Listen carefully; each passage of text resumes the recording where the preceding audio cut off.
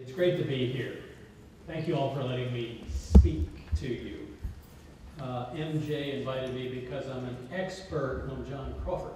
She knew that. Never heard of the guy. But now I am an expert thanks to Rich. Because everything I'm going to tell you, Rich Beals told me.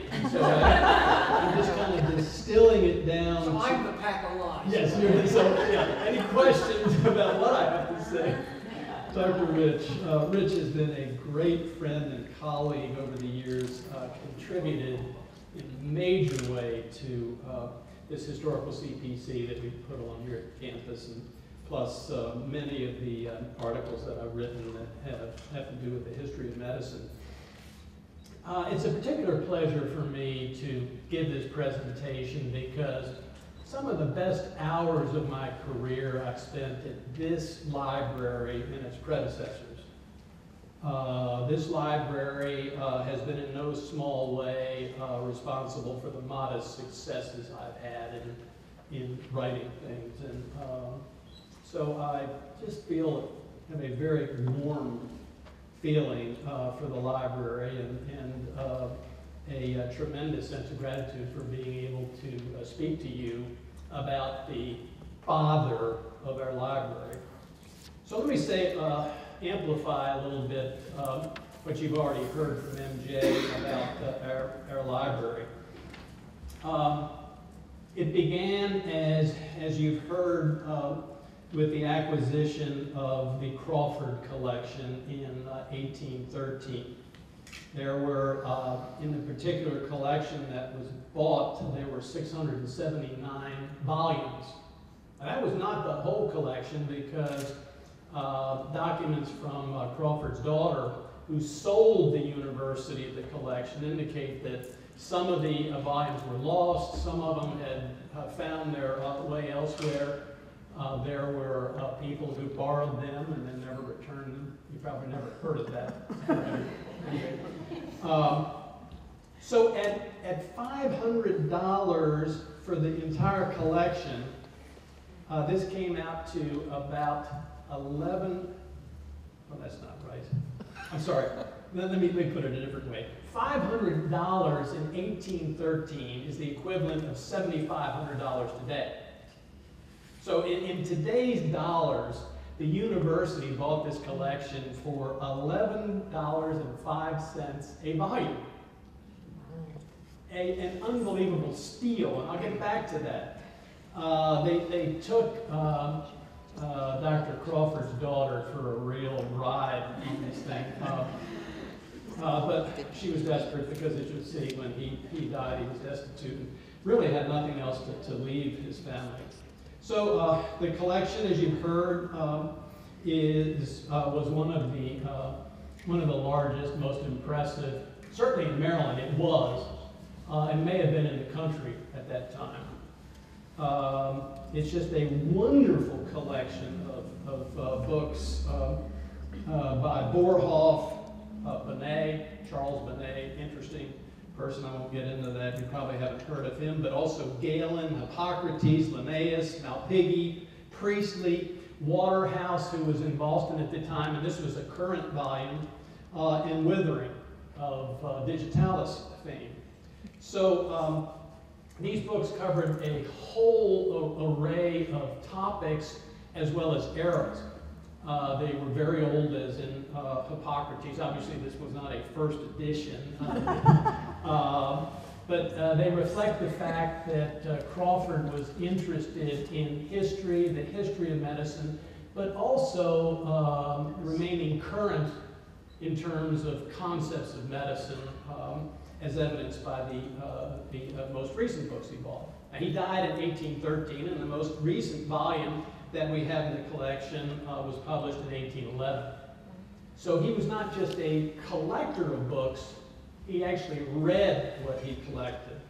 And these books represented some 6 languages: English, French, Italian, German, Dutch, and Latin.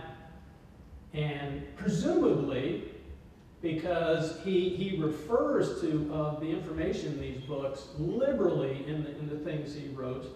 He was conversant in all these languages. The subjects covered did not just include medicine, and so maybe he had a vision of a health sciences library as opposed to a medical library, because there are books in the collection that deal with pharmacy, pharmaceuticals, dentistry, nursing, and botany. And this book you see here is the oldest in the collection.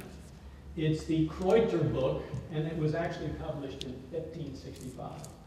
So that's the oldest. I think there's probably some other volumes that date back to that time, but so 1565 to 1811. Tremendous collection, tremendous acquisition by the university.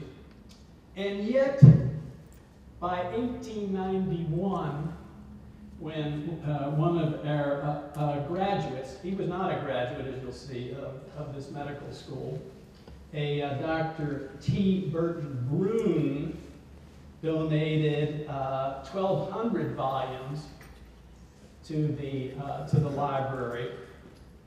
Poor old Dr. Crawford's collection was subsumed under this group of books and came to be referred to as the Brune collection. So, Dr. Gerald, think about that and your wonderful sculpture next door. It'll probably be named in honor of somebody else in about 20 years or so. So you better, sign it legibly. Yeah, okay. All right, so that's this Crawford collection that was purchased in 1813 from his daughter. He had already died at that time. So who was he? And was there more to this man than his collection? Should we revere him for things other than just these books that we were able to purchase? So here he is. He was born in Northern Ireland in 1746, died in Baltimore on May 9th, 1813. He was 67 at the time. Buried in Westminster Church Cemetery, just up the street, and we're going to visit that as soon as we're finished here. Son of a clergyman, and that upbringing in a religious household affected his later view of the world, in particular of medicine and disease. He thought that based on that upbringing, that everything that happened to us was due to an interaction of God's creatures with each other and also with the human population. He received his undergraduate training at Trinity College in Dublin, and then received a MD of sorts at the University of Leiden. There he came in contact with traditional teaching, such as that was professed over a century earlier by Paracelsus, that was a variant of the humoral theory, black bile, yellow bile, blood and phlegm, and how they interacted and became disjointed to cause disease, and also the influence of atmospheric things in producing disease. After he graduated, a major part of his clinical work was conducted in tropical areas.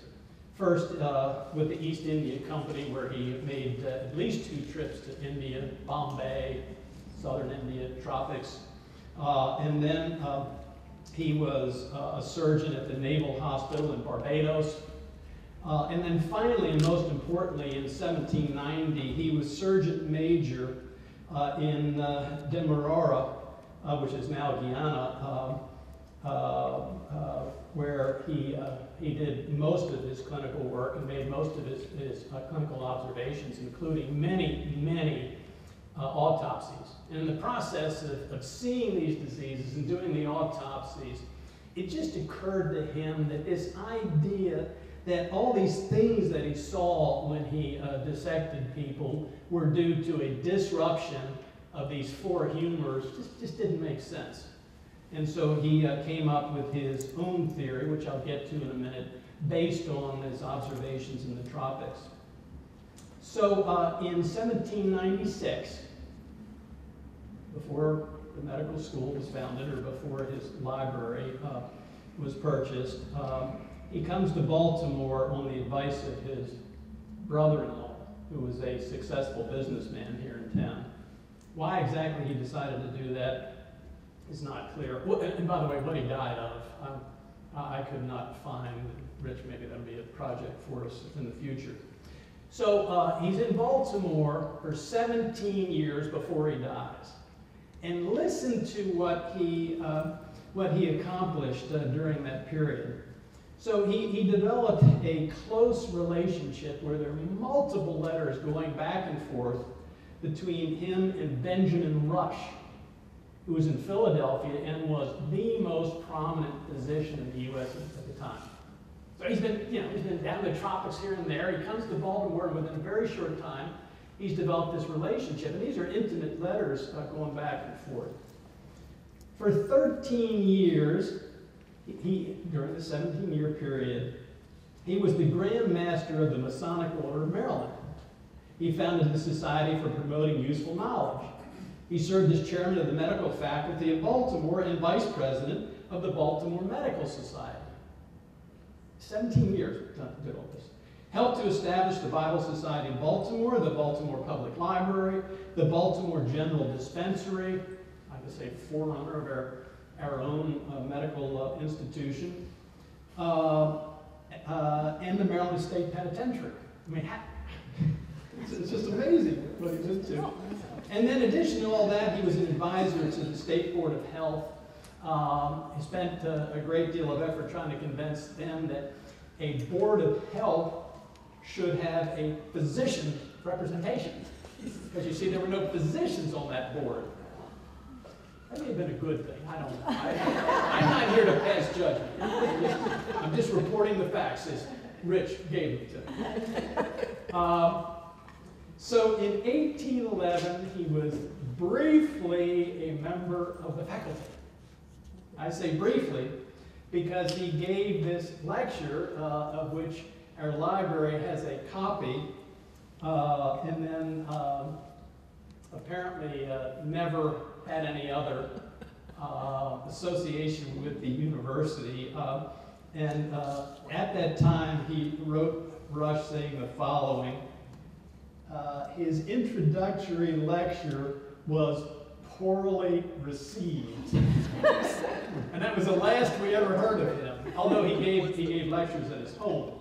I'm going to get back to that lecture because that's key to who he was and how things happened to happen to him. All right, so moving on.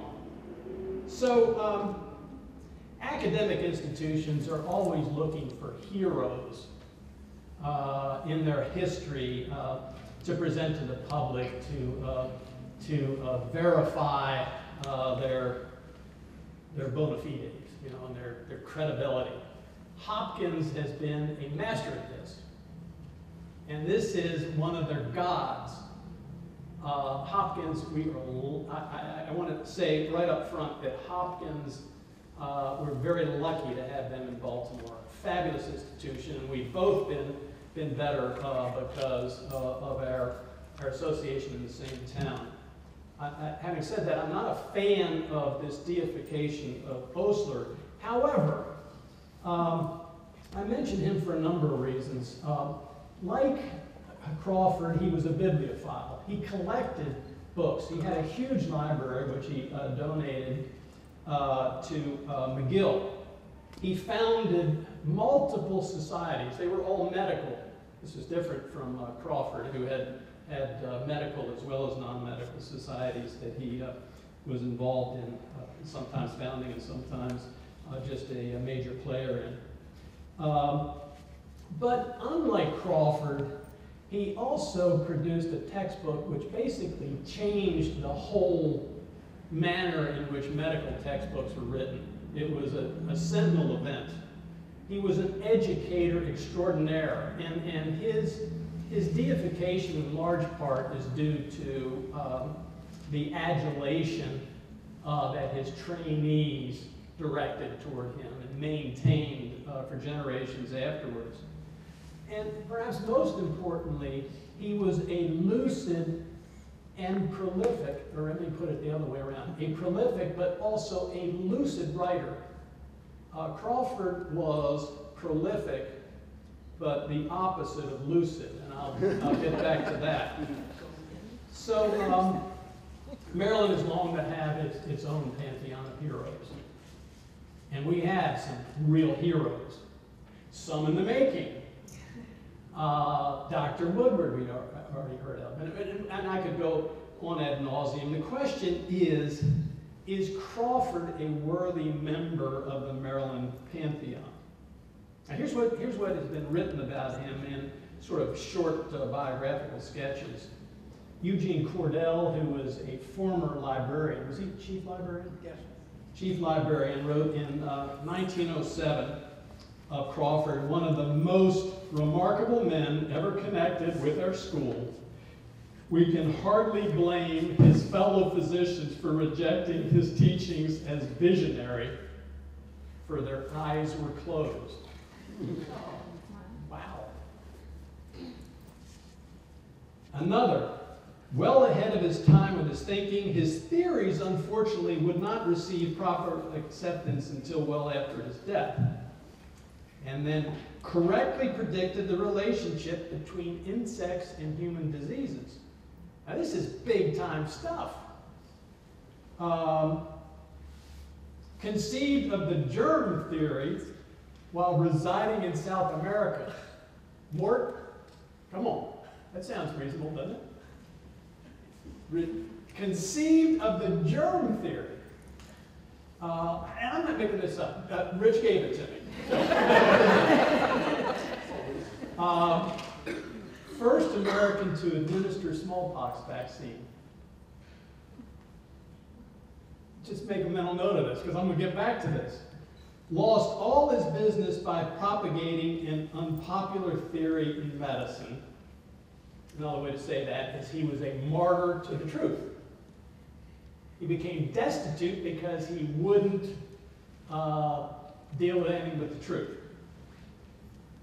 So, question is, what was his unpopular theory? Why was it rejected? Did it cause his medical practice to fold? Was he the first American to administer smallpox vaccine? All right, let's deal with that. So, his theory on diseases is based on, as I've already implied, both his religious background and his experience in the tropics. So in one particular passage, he talks about, as he's in the tropics, he notices as the sun is setting and the light is coming in at a oblique angle, at a distance, he can see swarms of insects. No-see-ums. You know what no-see-ums are? They bite the hell out of you, but you can't see them, so they're called no-see-ums. And that's what we're seeing here. And so he's thinking to himself, he's thinking, well, I can see them out there because that's where the light is. But I can't see them here, but I know they're here. It's just the light is not proper. So that they must be all around me. I must be breathing them in. They're the reason why I found what I found in all those autopsies and sick people in the tropics. They got into the body and they're causing the disease. So he in specific terms, here's what he says, encapsulating his theory. Plague, yellow fever, and every other fever, and every other disease we experience must be occasioned by eggs insinuated without our knowledge into our bodies, externally or internally, or from eggs placed near our habitations, which when hatched, in either case, prey upon us by parts. So when he's talking about insect eggs This is not a metaphorical statement. He's talking about eggs of insects. And when he talks about worms, he's not speaking abstractly about viruses or bacteria. He's talking about worms causing everything. So that's it. So, interesting theory, and you can understand why people might not accept it. However, it was neither new nor necessarily unacceptable at the time. In 600 BC, so that's 2,500 years earlier, Lucius Junius Moderatus Columella in De Re Rustica warned against constructing buildings near swampy places, since there arise in these locations flying animalcules possessing poisonous stings. So you might say, well, he rightly predicted the importance of mosquitoes with malaria. But basically it's along the same lines. And if you look at the literature that Rich has collected, in the 16th century, that's the 1500s when that first book was published, 17th and 18th centuries, there were many others who postulated the existence of disease-causing animalcules, little animals. In 1720, for example, Benjamin Martin, this was an English physician, wrote concerning the cause of tuberculosis, that it may possibly be some certain species of animalcula, or wonderfully minute living creatures that by their peculiar shape or disagreeable parts are inimical to our nature, but however capable of existing in our juices and vessels, possibly being carried about by the air we draw into our lungs. Sounds like a pretty good description of the pathogenesis of tuberculosis, doesn't it? So this was in 1720, almost a century before Crawford. It was no less preposterous a theory than Crawford's, and yet it was popular enough so that the book which contained this theory went into a second publication. Crawford, you will remember, was only able to give one lecture. So, thus I would say that Crawford's theory was not new, and although it conflicted with orthodox teaching of humoral and atmospheric pathogenesis of disease, it had both a historical support and a modicum of logic. Why couldn't he sell this theory? I believe there are several reasons. First of all, he promoted it relentlessly by denigrating the views of those who opposed it.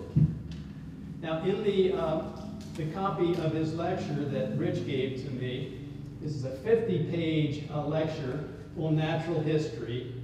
He spends 40 pages inveighing against the closed minds of physicians who opposed his theory. You know, no wonder his fellow physicians were offended by him. Secondly, his writing, and likely also, and certainly his lectures, at least the one I read, were the height of tortured prose. When Rich turned over the copy of this lecture to me, he says to me in his understated way, it's a difficult read. I picked this thing up and I'm trying to read through it. It was like reading Ulysses. James Joyce's Ulysses, you know, just a bunch of words. And I wonder, what the hell is going on here? What's he saying? Well, he's inveighing against, you know, his fellow physicians. And by the way, the title of this lecture is The Cause, Seat, and Cure of Diseases. It sounds straightforward and simple. I don't know how I could make it so difficult. So here's just one example of his writings, and this was in a letter he wrote to Benjamin Rush, and he's referring to a book that Rush has just published. So listen to this and try to follow me. This is 2 sentences. The subject must first be well considered, engage for a length of time the maturest reflection, and the numerous obstacles that offer to mind accustomed to a very different kind of reasoning must be dispassionately examined comma, before any decision can be hoped for, period. To those whose minds are under a selfish influence and who from unworthy motives oppose whatever clashes with their views, no proofs would be satisfactory, but to such as are alone anxious to arrive at truth, a detail of cases from your sagacious and candid pen, where no false covering could ever be assumed, and the undisguised face of nature would be exposed to view, the communication would have a value far above what it could be possible to appreciate it at. That's direct quote. I didn't make any of that up. And then finally, Crawford preached investigation, but never did any himself. He did do some autopsies, but he never provided any scientific support for his theory. And that's not a great criticism, because not many people were doing investigations in those days. But that still is one of the reasons why he was unable to sell his theory. As such, his support came entirely from these limited observations during his work in the tropics, but also from support from the writings in the books that he had collected, which he quoted liberally. All right, so I'm ready to wrap it up. So let's get back to Crawford. Is he a worthy member of our institution's pantheon of heroes? I believe in spite of some of the things I've said, I think he was. He was an extraordinary man, and certainly his collection was extraordinary. Now, he did not conceive of the germ theory, as has been written of him, nor did he have any real concept of the existence of microbes or the way in which they cause disease. There's no credible evidence that he introduced smallpox vaccination in Baltimore, much less the first in the country. Deutsch, what was his first name? One of the, no, he wouldn't know him, I'm sorry. He was a member of our Department of Microbiology in 1964, looked into this and pointed out that he did get the material from a Dr. John Ring in London. At the same time, Benjamin Waterhouse, who was in Cambridge, got it. And Waterhouse inoculated many citizens and published his results, whereas apparently John Crawford attempted to inoculate one person. It did not take. He never mentioned it again. So he was not the first to introduce smallpox vaccination into the country. Nor is it likely that his unpopular theory ruined his practice.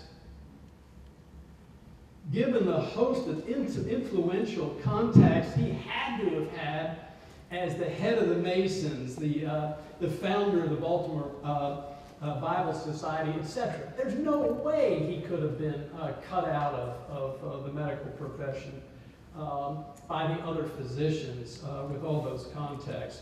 I would suggest it's more likely that with all these extracurricular responsibilities he had in these societies, he had little time for his practice, and that what meager income he did generate was exhausted in the purchase of his collection. Now, I referred to what a tremendous bargain it was for the university to purchase this collection for $500. His daughter, in one letter, says that a collection of books, there are 10 volumes by Cellini, were purchased at that time for $300. So that was $30 per volume. And that was just one small group of what he had. So he spent an extraordinary amount of money on that collection. And did Thomas Jefferson on his collection, which became the sort of founding collection of the Library of Congress. Crawford, founding collection of the University of Maryland, system-wide. Even so, he was a humanist and an extraordinary citizen of Baltimore. It has been written that while he was serving in Barbados, a hurricane devastated the island. He worked very hard in caring for citizens at that time, distributed his supply of medicines, his precious supply of medicines, according to need without any personal compensation. He was a humanist. And he was a model citizen. Just go back to all those things that he organized and participated in. And although he traveled but a short distance in understanding the pathogenesis of human disease, that is the relationship between insects and certain infections, at least he was headed in the right direction. Thank you for your attention.